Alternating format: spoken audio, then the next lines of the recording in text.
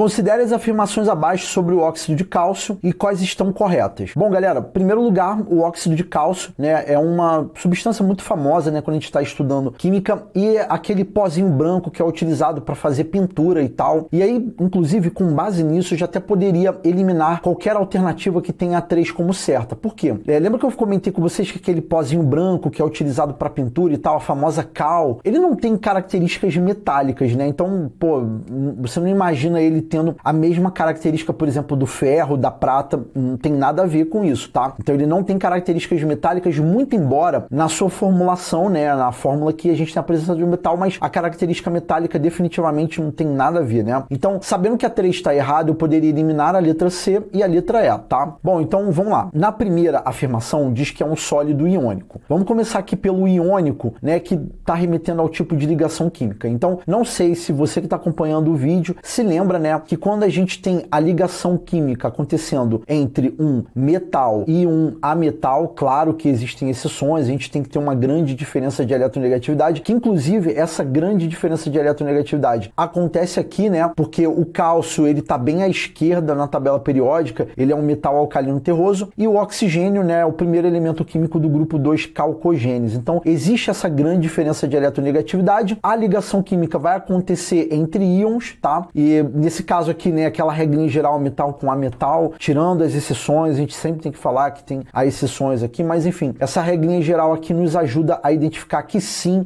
se trata de uma ligação iônica, né? Então, o óxido de cálcio é um composto iônico. E a característica dos compostos iônicos é que eles são sólidos em temperatura ambiente, né? Tem outras propriedades, como por exemplo, ponto de fusão e ponto de ebulição elevados, mas aqui, nesse caso, a gente sim tem um sólido e é iônico porque o tipo de ligação química é iônica, então a 1 está correta. Então eu posso eliminar a letra B, que não coloca a 1 como certa. Bom, a segunda diz que é bastante reativo frente à água. Não sei se você lembra na matéria de óxidos que o óxido de cálcio é um exemplo de óxido básico e em contato com a água a gente vai ter reação química produzindo o hidróxido de cálcio. Então a 2 ela está correta, então a gente precisa marcar a alternativa D, tá?